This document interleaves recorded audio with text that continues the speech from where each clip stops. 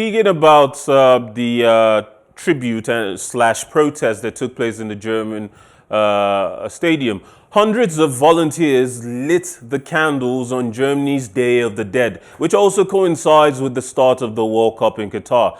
6,500 footballs filled with sand were also laid out in the stadium to commemorate the thousands of migrant laborers killed on World Cup construction sites in Qatar, according to an AWO press release. There is no exact figure available of those who have died, and there probably never will be.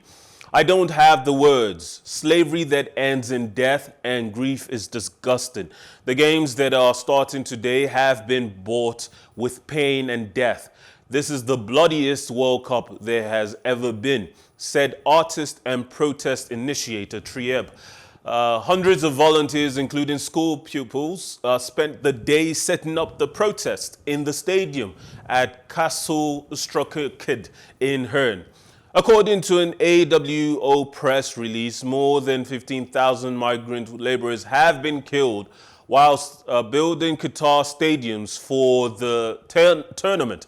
We are here because we want to protest against the World Cup in Qatar, and we think it is unacceptable to break human rights like this, and that's why we had to do something, said one of the unnamed volunteers. Benga, for me, I don't think the issue that people have with the World Cup is that it's necessarily being hosted by Qatar. I think the controversy is that the Qataris don't even have the wherewithal, the self-awareness to be attentive to labor, to responsibilities to their laborers, to the human rights of these laborers, given that they had just signed on to undertake such a significant, monumental undertaking.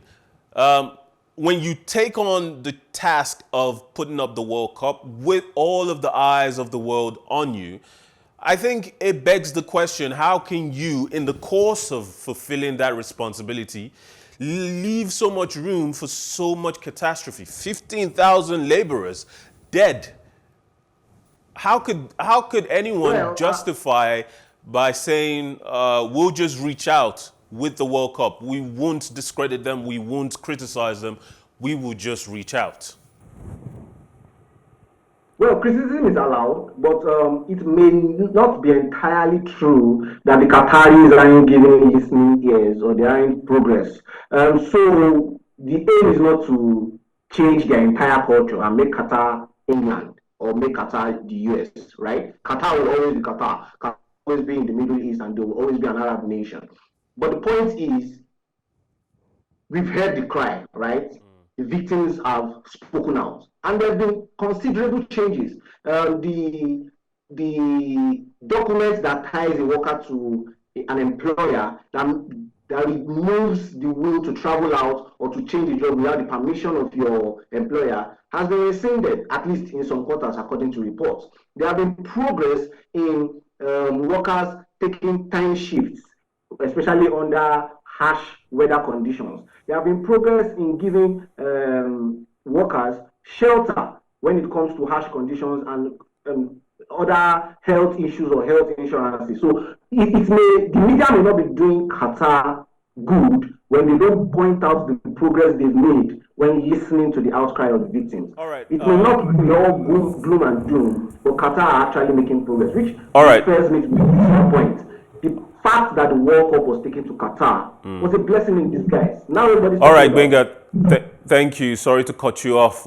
We have run mostly out of time, so thank you again for being on the show. I do want to say one last thing, though, that you might be right that this has it's the kind of prompt Qatar needs to take a look at itself and do better for any future undertakings, any future competitions, tournaments, events they wish to host for the world to see. Thank you again, Benga, for joining us on the show.